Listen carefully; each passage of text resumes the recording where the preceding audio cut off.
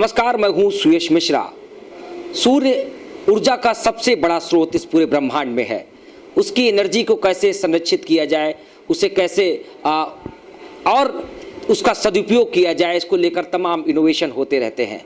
आज हम यूपी नोएडा में आए हैं और हमारे साथ विवेक भार्गव जी हैं, जो कि यूपी नोएडा में जिला परियोजना अधिकारी हैं। हम इनसे बातचीत करेंगे कि यूपी नोएडा बेसिकली करता क्या है, इसका काम क्या है और कैसे कैसे यह समाज में लोगों को लाभान्वित कर रहा है। विवेक जी, बहुत बहुत स्वागत है। सबसे पहले आपका क्या है यूपी नोएडा? दर्शकों का बहुत बहुत स्वागत।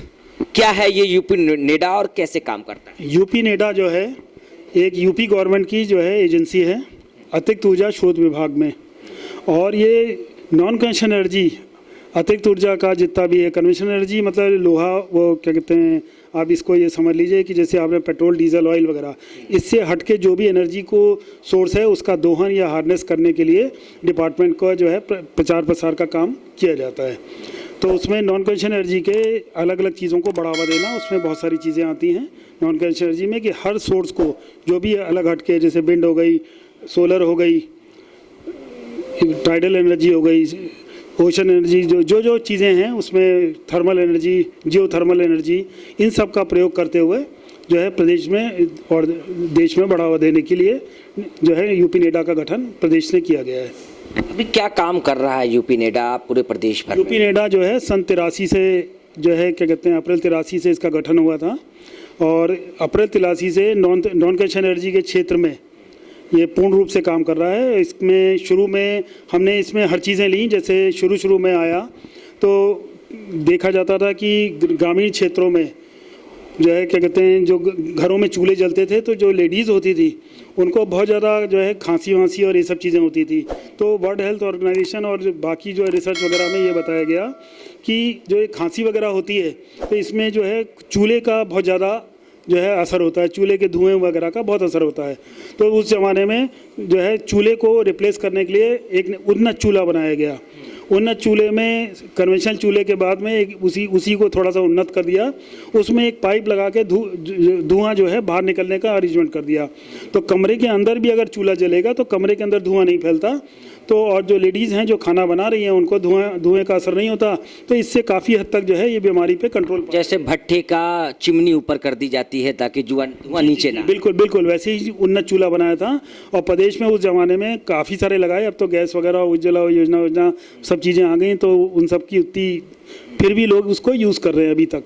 20-25 साल हमने लगाया उसको।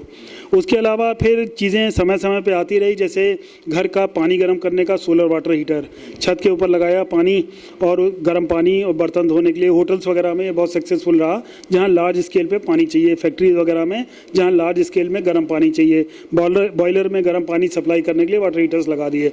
वो धूप से जो है बिना कोई बिजली या कोई बोलिए हुए धूप से पानी गर्म करके बॉयलर वगैरह के लिए 70-80 डिग्री टेम्परेचर पे जो है प्री फीड कर देते हैं उठा के, या घर में नहाने धोने के लिए, बर्तन धोने के लिए, गर्म पानी के लिए। तो इस तरीके से जो है वाटर हीटर्स वगैरह यूज़ किए गए। इसी तरीके से उस ज़माने में हमने शुरू किया बॉक्स कुकर का, solar box cooker. Solar box cooker बहुत अच्छी चीज़ें हैं, लेकिन आजकल की जो लाइफ स्टाइल है उससे बहुत ज़्यादा जो है क्या कहते हैं, टच में नहीं आने की वजह से उसका चलन कम हो रहा है पब्लिक में। क्योंकि सोलर बॉक्स कुकर के लिए जो है धूप की जगह चाहिए, और ये लो टेम्परेचर पे कुकिंग करता है। लो टेम्परेचर पे कुकिंग का मतलब हुआ कि 80-85 डिग्री से नीचे नहीं। इससे खाने का स्वाद भी अच्छा रहता होगा और खाना भी अच्छी तरीके से पकता होगा। हाँ, खाना जो है लो टेम्परेचर में पकता है। लो टेम्परेचर में जैसे दूध रखा तो दूध औट जाएगा, खीर बहुत अच्छी बनेगी, लेकिन उबलेगा नहीं। उसमें जो क्या कहते हैं, ये कहिए हाइजीनिक उसका वो होता है, वो जो हाइजीन बैक्टीरिया वगैरह होते हैं वो नष्ट नहीं होते हैं। और आपको बिल्कुल जो है लो टेम्परेचर की कुकिंग का ये चीज़ें, मैं इससे पहले बरेली भी रहा था, तो बरेली में डॉक्टर्स के बीच में बहुत प्रचलित था। वो लोग इससे अपना जो है दिन का खाना बना के जो है काफ़ी हद तक खाया करते थे, और जगह जगह रहा। लेकिन आजकल जो है छत पे चढ़ना, धूप छत पे मिलती है, छत पे चढ़ना उतरना लेडीज़ के लिए दिक्कत हो रही है, तो इसलिए इसका आजकल जो है प्रचलन और कम हो गया। लेकिन हमने इसको बहुत ज़्यादा उसमें किया। आज भी जो इसके जानकार हैं वो उसको यूज़ करते हैं। सौर ऊर्जा के पैनल भी लोग लगवा रहे हैं, बिजली का बहुत ज़्यादा महंगे दाम हो रहे हैं। इसको लेकर कि भी क्या आपकी एजेंसी कुछ काम करती है? सौर ऊर्जा का डेवलपमेंट लगातार करते चले आ रहे हैं, और आपको जान के ताज्जुब होगा कि एशिया के पहले जो सोलर प्लांट थे वो जो है क्या कहते हैं यहाँ यूपी को ही श्रेय जाता है शुरुआत करने का। एक कल्याणपुर अलीगढ़ में हम लोगों ने सोलर प्लांट लगाया था, पूरे गांव को बिजली देते थे उससे, और उसके अलावा वहाँ के पंप्स चलाते थे, ट्यूबवेल्स वगैरह, और इसके अलावा उसमें से कुछ पार्ट जो है बिजली डायरेक्ट जो है ग्रिड में भी सप्लाई करते थे।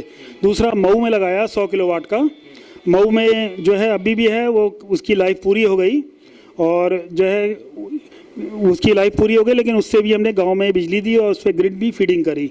उसी को देख के जो है भारत सरकार ने प्रोग्राम जो है कि क्या कहते हैं ये सोलर मिशन वगैरह शुरू हुआ, और पिछले 15-20 साल से लगातार इस मिशन के अंतर्गत हम लोग बहुत सारे प्लांट लगा रहे हैं। अगर कोई सोलर पैनल लगाता है तो उससे सरकार क्या फायदा देती है, उन्हें सब्सिडी क्या मिलती है, और क्या इसका कैसे कौन अगर कोई लगवाना चाहे ग्रामीण क्षेत्रों में इसका क्या मानक है, शहरी क्षेत्रों में क्या है, अलग अलग सब्सिडी है, थोड़ा सा इस पर विस्तार से बताएं। कितने रुपए में लग जाता है सोलर पैनल, उसकी क्या उपयोगिता होती है?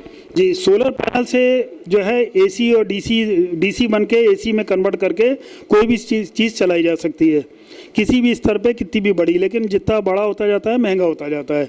तो पहले मैं शुरू करता हूँ घर से, शहरी घरों से। तो शहरी घरों का घरेलू कनेक्शन, जिसको बिजली विभाग LMB 1 के नाम से जानता है, उसके लिए योजना बनाई थी, जिसको हम पिछले 2-3 साल से क्रियान्वित कर रहे थे, और भारत सरकार ने इसका जो है पॉपुलरिटी और वो सब देख के अब इसका निर्देश आए हैं कि ये बिजली विभाग इसको करेगा, टेंडर वगैरह हमारे विभाग से होगा, उसके बाद हम बिजली विभाग को सौंप देंगे, वो इसको आगे चलाएगा। हमारे यहाँ छोटा विभाग है, इंफ्रास्ट्रक्चर की कमी होने से, तो ये बिजली विभाग इसके द्वारा इम्प्लीमेंट किया जाएगा। योजना के बारे में मोटा मोटा बता दूँ, ये LMB 1 कनेक्शन के ऊपर लगता है। आपके घर में जितना भी आपका जो है क्या कहते हैं सैंक्शन लोड है, सैंक्शन लोड मीटर के बिल पे लिखा रहता है कि 2 किलोवाट, 3 किलोवाट, 4 किलोवाट, जैसे जितना भी है उसके बराबर या उससे कम सोलर पैनल घर की छत पे लग जाता है। और घर की छत पे जगह कितनी चाहिए होती है कि पर किलोवाट 100 स्क्वायर फीट जगह छत पे चाहिए होती है, जिस पे शेडो फ्री हो, मतलब छाया ना पड़े। दिन में कम से कम 5 घंटे धूप होती ही होती है, तो जब धूप पड़ती है इस पर तो ये बिजली बनाने लगता है। बिजली बना के इसको एक जो है ग्रिड टाइड इन्वर्टर के माध्यम से इसको जो है AC में बदल के आपके घर में फीड कर देते हैं। अब क्या होता है कि दिन में जब बिजली आ रही होती है तो आपके घर में ये बिजली जो है क्या कहते हैं आपके घर में आई, और घर में कंज्यूम होने लगी।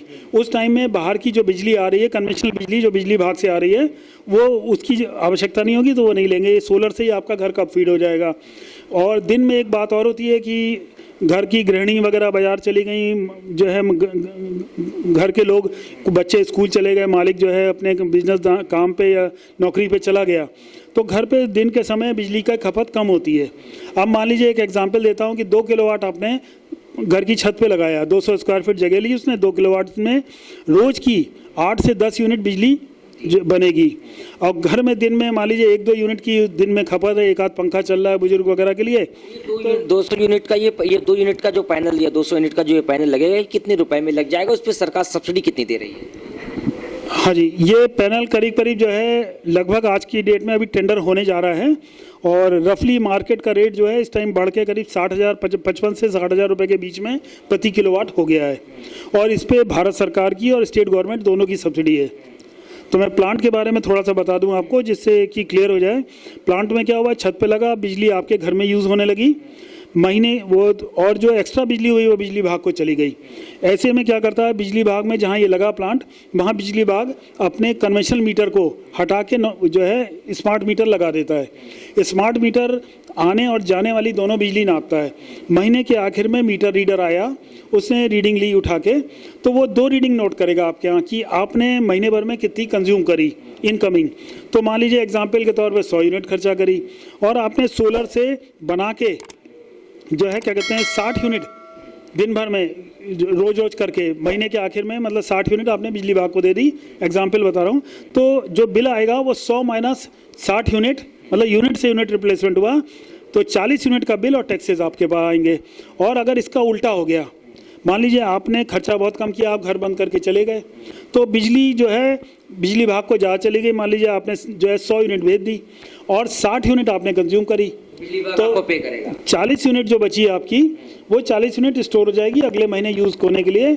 इस तरीके से प्लस माइनस चलता रहेगा। फाइनेंशियल ईयर एंड मतलब मार्च 31 पे फाइनल बिल बनेगा। अगर आपने ज़्यादा बिजली दे दी है तो बिजली विभाग उसको ज़्यादा बिजली का पैसा आपको देगा, लेकिन यहाँ पैसे का जो वो है, पैसे की जो टैरिफ वगैरह निर्धारित करता है वो यूपीआरसी करता है, रेगुलेटरी कमीशन। तो उसने जो है 2 रुपये यूनिट जो है, क्योंकि बिजली विभाग का इंफ्रास्ट्रक्चर वगैरह वो सब होता है, तो 2 रुपये यूनिट तय कर रखा है। तो जितनी एक्स्ट्रा बिजली आपने दे रखी है बिजली विभाग को, यूनिट के हिसाब से आपको मिलेगा।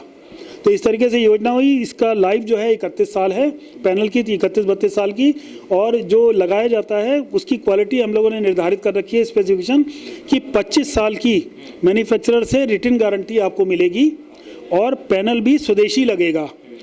तो स्वदेशी पैनल का सर्टिफिकेट और वो 25 साल की गारंटी का सर्टिफिकेट मैन्युफैक्चरर जो लगेगा आपके यहाँ, जो भी आपके यहाँ इंस्टॉलर लगाएगा, वो मैन्युफैक्चरर का सर्टिफिकेट आपके नाम से आपको दिलाएगा। और टोटल 5 साल के लिए कंप्लीट सिस्टम के ऊपर जो है कोई पैनल लेना चाहता है तो क्या यूपी नोएडा में वो संपर्क करे या बिजली विभाग में संपर्क करे, कैसे वो ले सकता है? उसके लिए जो है क्या कहते हैं, अभी तो इस टाइम वेबसाइट बंद है, टेंडर होने के बाद वेबसाइट खुलेगी। वेबसाइट का नाम जो है वो जो है यूपीनेडा सोलर रूफटॉप पोर्टल.com, सब छोटे अक्षरों में है, यूपीनेडा सोलर रूफटॉप पोर्टल.com। इस पे आपको पूरा अपडेट्स वगैरह, कैसे टेक्नोलॉजी, क्या एग्रीमेंट, कैसे हर चीज़ आपको मिल जाएगी।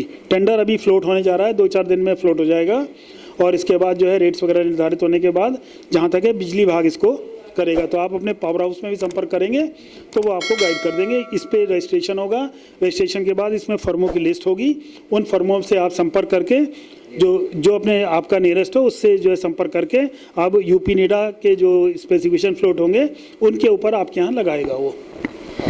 तो ये थे भार्गव जी, जिन्होंने बताया कि किस तरीके से यूपी नेडा उत्तर प्रदेश में सौर ऊर्जा को लेकर के और तमाम इक्विपमेंट्स को लेकर के काम कर रहा है। हम ऐसे तमाम लोगों को देख रहे हैं और तमाम ऐसे विभागों में जा रहे हैं, उनसे जानकारी ले रहे हैं कि वो आखिर काम क्या कर रहे हैं और उनसे जनता कैसे लाभान्वित हो सकती है। देखते रहें समग्र चेतना। अजय ठाकुर के साथ मैं सुयश मिश्रा, नमस्कार।